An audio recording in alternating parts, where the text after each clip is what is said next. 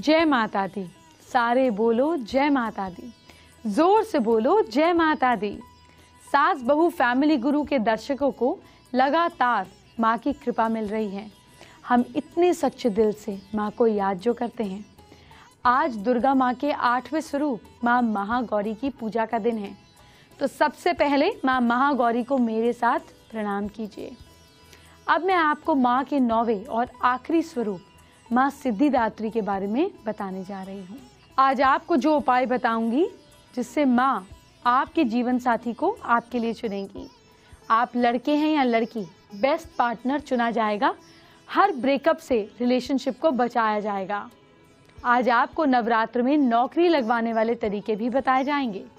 नौकरी लगेगी तो आप अपनी ज़िंदगी में खुशहाली देख पाएंगे। और आज ही आपको कल की एडवांस तैयारी भी करवा दूंगी।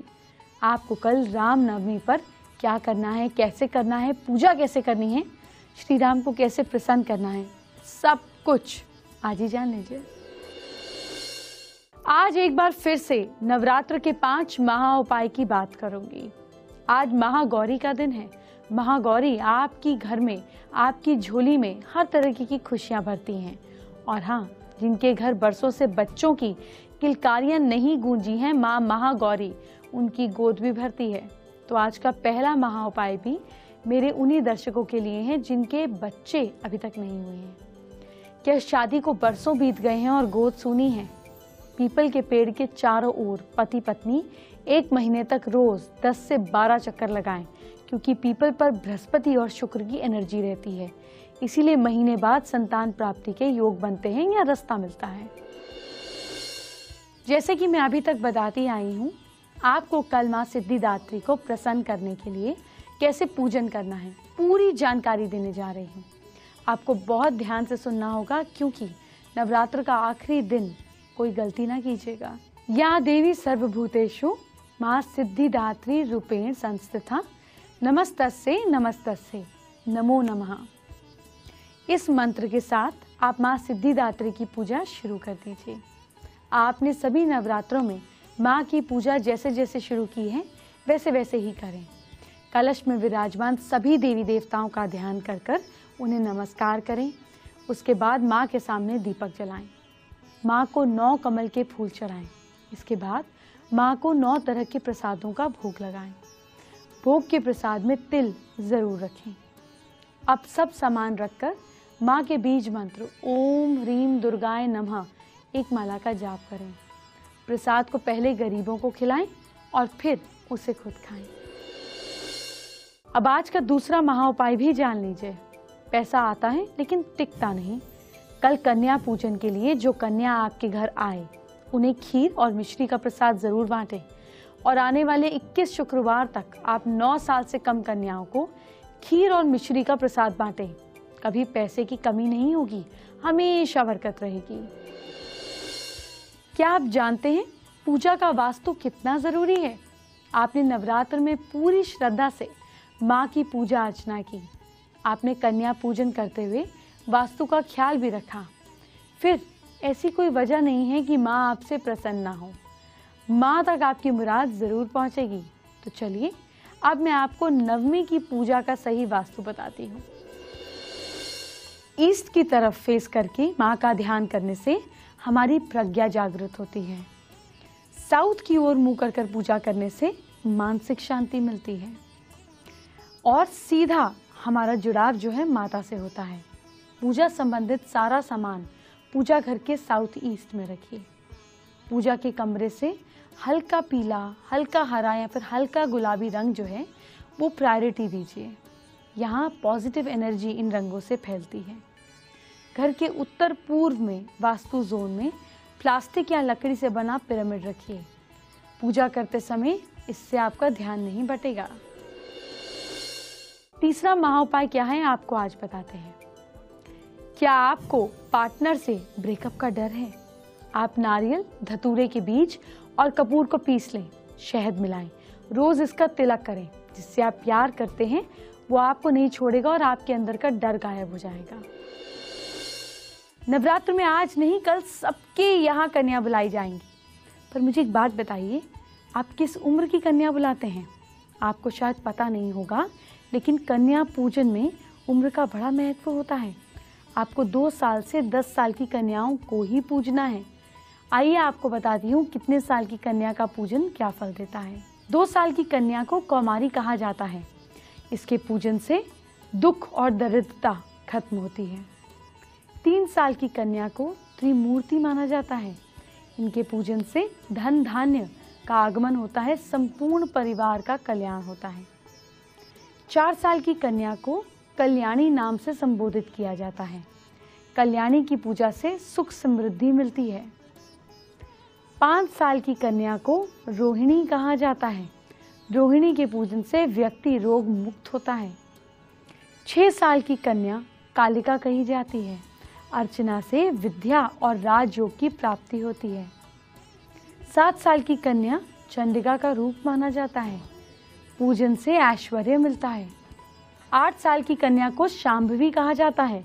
इसके पूजन से आपकी लोकप्रियता बढ़ती है, आपका यश बढ़ता है। 9 साल की कन्या को दुर्गा का रूप माना जाता है। इसकी अर्चना से शत्रु पर विजय मिलती है और बहुत मुश्किल से मुश्किल काम भी सिद्ध हो जाते हैं। 10 साल की कन्या सुभद्रा कही जाती है।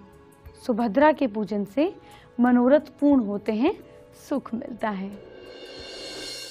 माता की भक्ति और थोड़ी सी मस्ती के बाद आइए अब आपको आज का चौथा महाउपाय बताते हैं। क्या आपकी लव लाइफ ठीक नहीं चल रही है? आप गोमती चक्र को लाल सिंदूर की डिब्बी में घर में रखें। कहाँ रखें? घर में साउथ ईस्ट में रखें।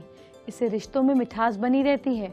घर में रोज घी का दीपक जलाना चाहिए, लेकिन ध्यान रहे दिए का लौ जो मुंह है वो साउथ की तरफ जलता हो, तभी लाभ होगा। माँ सिद्धिदात्री का स्वरूप अगर आपने नहीं जाना तो क्या जाना। कैसा दिखता है माँ का 9वां स्वरूप, आइए जानते हैं। माँ दुर्गा के सिद्धिदात्री रूप की पूजा 9वें दिन की जाती है। ये सर्व सिद्धियां प्रदान करने वाली माँ है। माँ की कृपा से उनके भक्त मुश्किल से मुश्किल काम भी चुटकी में कर डालते हैं। हिमाचल के नंदा पर्वत पर इनका प्रसिद्ध तीर्थ है। देवी के दाहिने तरफ नीचे वाले हाथ में चक्र, ऊपर वाले हाथ में गदा धारण की होती है माँ। माता के बाएं तरफ वाले नीचे के हाथ में शंख और ऊपर वाले हाथ में कमल का पुष्प है। देवी सिद्धिदात्री का वाहन शेर है। वो कमल के पुष्प पर बैठती हैं। विधि विधान से 9वें दिन माँ देवी की उपासना करें, आपको इससे सिद्धियां प्राप्त होती हैं। यह अंतिम देवी है। इनकी साधना करने से लौकिक और परलौकिक सभी प्रकार की कामनाएं पूरी हो जाती हैं।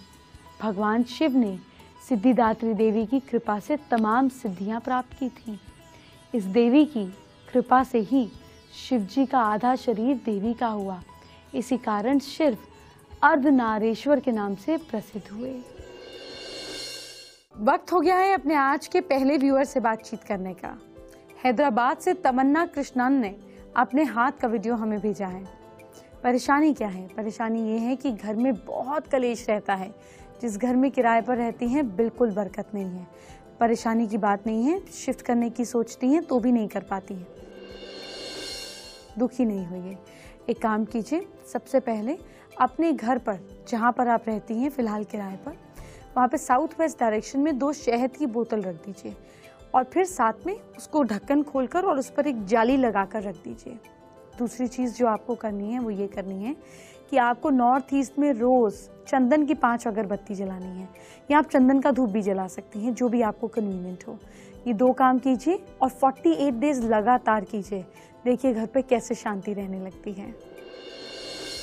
आप भी फेसबुक के जरिए अपनी परेशानी मुझ तक भेजिए। सास बहू फैमिली गुरु के पेज से जुड़ जाइए और अपनी समस्याओं का समाधान पाइए। रामनवमी कल है, यानी कि कल भगवान श्री राम का जन्म हुआ था। कल मैं आपको भगवान राम की कृपा दिलाने वाली ढेर सारी बातें करने वाली हूँ, लेकिन साथ ही आज ही आपको कल की पूजन विधि भी तो बता दूँ, ये भी तो ज़रूरी है, नोट कीजिए। आपको कल सुबह 11:09 से लेकर दोपहर 1:38 के बीच पूजा कर लेनी है। पूजन विधि क्या है जान लीजिए। रामनवमी के दिन ब्रह्म मुहूर्त में उठकर स्नान करें। भगवान राम की तस्वीर को गंगा जल या किसी पवित्र नदी के जल से पोंछें। फिर उस पर कुमकुम, दही, चंदन, हल्दी का तिलक लगाएं।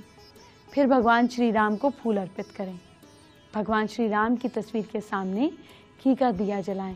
अगरबत्ती, धूप से माहौल सुगंधित करें। रामनवमी के दिन भगवान राम को खीर या मेवे का भोग लगाएं। भगवान राम की पूजा करते समय राम रक्षा स्तोत्र का पाठ जरूर करें। राम मंत्र, सुंदरकांड का पाठ भी कर सकते हैं। भगवान राम की पूजा करने के बाद भोग के रूप में भोजन की थाली लगाएं। रामनवमी के दिन गरीबों को, असहाय लोगों को दान करें। रामनवमी के दिन अपने बुजुर्गों का आशीर्वाद जरूर लें। रामनवमी के दिन पास के किसी राम मंदिर में जाकर दिया जलाएं और प्रसाद चढ़ाएं। पूजा के बाद प्रसाद को ज्यादा से ज्यादा लोगों में बांटें। अब आइए जरा मुंबई चलते हैं। यहाँ नवरात्रों की कैसी धूम है, आइए देखते हैं।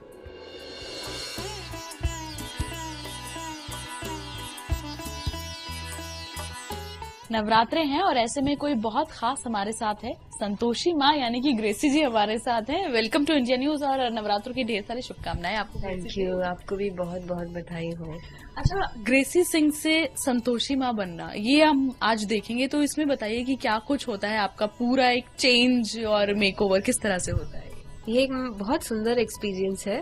जैसे हम मेडिटेशन करते हैं या प्रार्थना करते हैं तो देवी के रूप में रेडी होना भी मेरे लिए एक प्रार्थना है।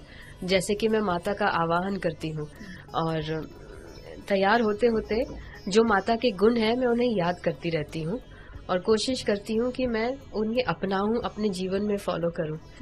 तो ये अनुभव बहुत ही प्रेरणादायक है और ये रोल मेरे लिए बहुत स्पेशल है। नवरात्रि भी चल रहे हैं तो ये जानेंगे कि क्या आप पूजा करती हैं नवरात्रि में, मानती हैं या व्रत रखती हैं, कुछ ऐसा करती हैं खास पूजा नवरात्रि में? हमारे परिवार में मैंने देखा है बचपन से ही मेरी मम्मी व्रत रखती हैं और हम ये जो कंजकें होती हैं वो मनाते हैं छोटी बच्चियों को बुला के। तो ये पूरी सेरेमनी होती है हमारे परिवार में, अब भी चलती है। मैं पर्सनली तो इतना नहीं करती लेकिन मैं माता में बहुत विश्वास रखती हूँ और सभी देवियों में और खासकर संतोषी माँ के। क्योंकि ऐसा कुछ हुआ कि कभी नवरात्रि को खास तौर पर आपने कुछ मांगा है माँ से, वो पूरा हुआ या कुछ ऐसा कुछ याद है? क्योंकि आपने कहा बहुत विश्वास रखती हैं आप माँ में। जब मैं बहुत छोटी थी तो हम 2 बहनें थी, मेरी इच्छा थी कि एक भाई भी हो। तो हर बार नवरात्रि में मैं ये प्रार्थना करती थी कि एक भाई हो और नवरात्रियों में मैंने जब ये विश मांगी थी तो वो पूरी हुई। बहुत ही स्वीट ब्रदर मिला और उसके बाद से मेरा विश्वास और बढ़ गया माता पे। इंडिया न्यूज के थ्रू भी हम दिखाएंगे, माता के दर्शन करवाएंगे। तो चलिए देखते हैं कि कैसे तैयार होती है आप। जी जरूर। ये भी एक बड़ी खास बात है कि जो ये रंग है लाल माता का, ये मेरा सबसे फेवरेट है, बचपन से ही फेवरेट रहा है। तो ये कलर मुझे हमेशा भगवान की याद दिलाता है। मैंने घर में अपना इंटीरियर भी ऐसा बनाया है कि मुझे सब जगह लाल रंग दिखे। तो इसलिए हमने जब ये कॉस्ट्यूम बनाया था तो मैंने ये डिस्कस किया था, ये मेरा फेवरेट कलर है तो इसी रंग का हो, इसी रंग का ये हो। मांगटी का बिंदी, ज्वेलरी में भी जो डायमंड्स लगे हैं वो लाल है। जो हार हम पहनते हैं इसका ये मीनिंग है ये हार का कि हम विजयी हैं। हम जो एक इंसान, माता जितने भी श्रृंगार करती है 16 श्रृंगार, उसका हर एक बहुत सुंदर मीनिंग है एक एक ऑर्नामेंट का। तो हार हमें जीत की याद दिलाता है कि हमेशा हमें ये सोचना चाहिए कि हम विजयी हैं और ये हमारा बर्थ राइट है। जब हम माता को देखते हैं तो उनमें क्या क्या गुण हमें नजर आते हैं, संतुष्टता, प्रेम, सुख, शांति, सफलता। तो ये हमें सफलता की याद दिलाता है और जो वो हमें याद दिलाते हैं मर्यादा के। हमने सुना भी होगा कि मर्यादा के कंगन होने चाहिए और देवी के हाथों में जब हम ये देखते हैं कि हमें हमेशा हर कार्य मर्यादा में रह के करना है, अपनी सीमा में रह के करना है। तो जैसे हमने रामायण में देखा था लक्ष्मण रेखा, अगर वो पार करते हैं तो रावण उठा के ले। तो इसी तरीके से हर मर्यादा में अगर हम चल के रहेंगे तो हम सेफ रहेंगे और खुश रहेंगे और बुरी नजर से बचेंगे। इसलिए कंगन का ये महत्व है। माता के 16 श्रृंगार का बहुत महत्व है, इसलिए मैं जब भी तैयार होती हूँ उन सभी गुणों को मैं याद करती हूँ और इन सभी बातों का बहुत सुंदर महत्व है। जैसे लाल रंग तो परमात्मा की याद दिलाता है और सबसे पहले जो हम बिंदी लगाते हैं वो है जो हमारे अंदर आत्मिक शक्तियां हैं। जैसे कभी भी मंदिर में जाओ तो तिलक लगाते हैं, मतलब आपकी जो तीसरी आंख है, इंट्यूटिव पावर कितनी स्ट्रांग है, हमें वो याद दिलाती है, आत्मिक शक्तियों के गुण। फिर माता जो काजल लगाती है दिव्य दृष्टि का गुण है कि आपकी नज़र कितनी पावरफुल होनी चाहिए। आप जब आंखों में काजल लगाते हैं तो ये सोचिए कि आप जो भी देखेंगे वो बहुत ही सुंदर देखेंगे, दृश्य हमेशा सुंदर होंगे। फिर माता जो लाली लगाती है होठों पे, वो सुंदर मुस्कान की, तो ये हमें हमेशा मुस्कुराते रहने की याद दिलाते हैं। और कानों के ये कुंडल जो हम सुने, उनकी कितनी सुंदर झनकार हो, हमेशा मधुर बातें सुने, बुरी बातें ना सुने। तो ये गहने हमें उन्हीं बातों की याद दिलाते हैं जो परमात्मा की सुंदर बातें हैं। जैसे हम भजन सुनते हैं या जो भी सुनते हैं, तो ये कुंडल उसकी याद दिलाते हैं। फिर ये पाउडर भी सुंदरता का प्रतीक है। चेहरे पे कितनी लाली होनी चाहिए, कितनी ब्यूटी, एटर्नल ब्यूटी की याद दिलाते हैं।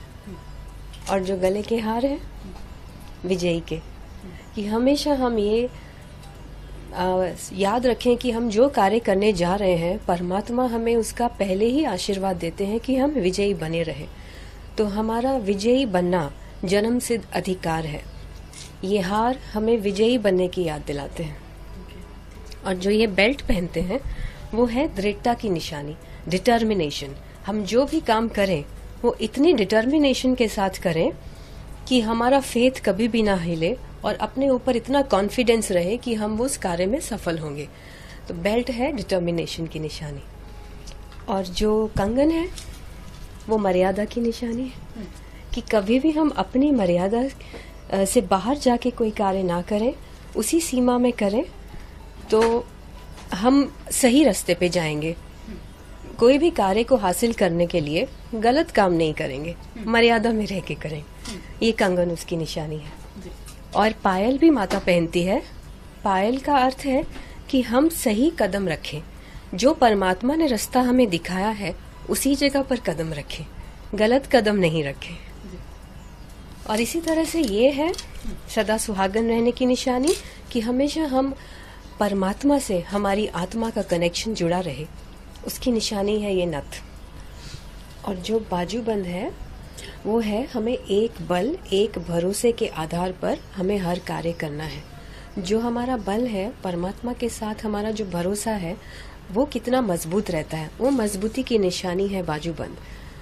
और जो हमारा ऑर्नामेंट के साथ जो ड्रेस है, ये साड़ी, जब भी हम देवियों को देखते हैं बहुत सुंदर साड़ियों में देखते हैं, और ये लंबे से पल्लू हमेशा नीचे लटकते रहते हैं, वो रॉयल्टी की निशानी है। इसलिए हम देवी देवताओं को देखते हैं कि वो कितने रॉयल हैं, एक राजा महाराजाओं की तरह उनके ड्रेसेस होते हैं। तो स्पिरिचुअलिटी में ड्रेसेस पे बहुत महत्व दिया जाता है। तो देवी की ये साड़ी भी रॉयल्टी की निशानी है। और अब रहा ये मुकुट, ये है स्वराज अधिकारी होने की निशानी, कि हम स्वयं पे कितना राज करें। हम अपने मन को कभी भी अडोल नहीं होने देंगे, स्थिर रखेंगे। और अपनी सभी इमोशंस पे हम कैसे राज, मतलब अपने ऊपर राज करेंगे, हम उससे डगमगाएंगे नहीं, बाहर की किसी भी सिचुएशन से हम डिस्टर्ब नहीं होंगे। तो ये मुकुट उसकी निशानी है कि हम अपने ही ऊपर राज करें और हमेशा राजा की तरह से जीवन बिताएं। तो ये सारी बातें हमें अपने जीवन से रिलेट करने के लिए बहुत कुछ सिखाती हैं। इसलिए ये श्रृंगार मेरे लिए बहुत इम्पोर्टेंट रहता है देवी का। आप माता के रूप में श्रृंगार करते हैं, पर असल जिंदगी में भी आपने जिस तरह से बताया बहुत ही खास रहा। ये जो आपने बताया हम सबको कि 16 श्रृंगार जो किए जाते हैं उसका असल में मायना क्या होता है, वो असल जिंदगी में, चाहे हम अभी की भी बात करें तो उसमें भी हमारे लागू होता है वो सब। सो आपको लगता है ऐसा कि आप लागू करती हैं और उससे बहुत फर्क पड़ता है एक आपकी खुद के इमेज में इस तरह के रोल करना। आप पहले डांस भी करते हैं, सो उस सब पे होता है, आपकी असल जिंदगी पे फर्क पड़ता है? जी, बहुत फर्क पड़ता है, क्योंकि बाहर हम हर तरह की सिचुएशन से जूझते हैं। कभी कभी पॉजिटिव भी होता है, नेगेटिव भी, लेकिन जैसे ही ये माता के श्रृंगार में आते हैं हम फिर से उसी आत्मिक स्थिति में पहुंच जाते हैं और बहुत खुशी अनुभव करते हैं। और हमारे लिए रोज एक नया लेसन होता है। जब भी मैं डायलॉग बोलती हूँ तो मेरे लिए फिर से एक आध्यात्मिक एक्सपीरियंस हो जाता है, spiritual experience. So it's very beautiful to play a role like this and learning experience. चलिए, बहुत बहुत थैंक यू कि आपने पूरे अपने 16 श्रृंगार के बारे में, माता के इस रूप के बारे में बताया। और खासतौर पर जब नवरात्रे चल रहे हैं, जाते जाते इंडिया न्यूज के दर्शकों को माता के ही अंदाज में, उनके ही रूप में नवरात्रों की शुभकामनाएं दे दीजिए। आप सभी को नवरात्रि की बहुत बहुत शुभकामनाएं और मैं चाहूंगी कि माता की ढेर सारी ब्लेसिंग्स आप सभी को मिले और अपने जीवन में संतुष्टता, खुशी, सफलता, धैर्य जो भी आप चाहते हैं उस सभी चीजों का अनुभव करें। जय माता दी। आइए वक्त हो गया है अपने आज के दूसरे व्यूअर से बातचीत करने का। रेवाड़ी से सहज मलिक ने अपने बहन रूबी के हाथ का वीडियो हमको भेजा है। सवाल क्या है अब ये देखते हैं। इनकी ये बड़ी बहन है और ये जानना चाहते हैं कि शादी को 4 साल हो गए हैं, बेबी कंसीव नहीं कर पा रहे हैं, ससुराल वाले परेशान करते हैं। देखिए, आप सबसे पहले डॉक्टरी इलाज कराइए। डॉक्टर अगर इस चीज़ में आते हैं और अगर कोई संभावना है तो वो बहुत अच्छा है। जहाँ तक कि ससुराल वालों को परेशान करने की बात है, आपको एक काम करना है, ससुराल वालों की तस्वीर लेनी है, उसको एक वाइट कलर के कपड़े में बांधना है आपकी सिस्टर को, और अपने कमरे के नॉर्थ वेस्ट में थोड़े से चावल के अंदर दबा लेंगे। पॉलिथीन में चावल, उसके अंदर ये तस्वीर वाइट कपड़े में बंधी हुई दबा देंगी। ये करने पर ससुराल वाले अंडरस्टैंडिंग हो जाएंगे, तंग नहीं करेंगे। अब आपको आज का 5वां महा उपाय क्या है ये बताती हूँ। क्या आप अपनी नौकरी से संतुष्ट नहीं हैं? आप कल शाम सिद्धिदात्री मंदिर जाकर माँ को कदम का फूल चढ़ाएं या माँ के किसी भी स्वरूप के आगे कदम का फूल रखें।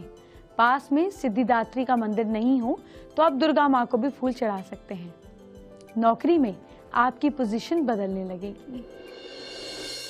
बेबी आपको लगातार एंटरटेन करती है, लेकिन आपके कल को सुधारते हैं। आपको आपकी राशि के हिसाब से बताते हैं आपको क्या खास करना है। मेष राशि के लोग कल गणेश जी की पूजा करें, भूलिएगा नहीं। किस्मत आपका साथ दे रही है कल 69%। वृश्चिक राशि के लोग कल श्री राम की पूजा करें। लक आपका साथ दे रहा है कल 67%। मिथुन राशि के लोग राम रक्षा स्तोत्र का पाठ करें। आपकी किस्मत आपका साथ दे रही है 75%। कर्क राशि के लोग मंदिर से हनुमान जी का टीका लेकर लगाएं। लक साथ दे रहा है 61%।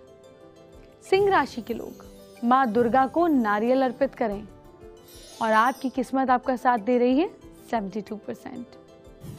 कन्या राशि के लोग घर के मंदिर को बिल्कुल साफ सुथरा रखें। लक आपका साथ दे रहा है 71%। तुला राशि के लोग गरीबों को दूध दान में दें। किस्मत आपका साथ दे रही है 77%। वृश्चिक राशि के लोग माँ दुर्गा को सेब का भोग लगाएं। लक आपका साथ दे रहा है 56%। धनु राशि के लोग माँ दुर्गा को याद करें, सब काम बनेंगे। लक आपका साथ दे रहा है 73%। मकर राशि के लोग शाम को दुर्गा मंदिर में आरती करें। किस्मत साथ दे रही है 67%।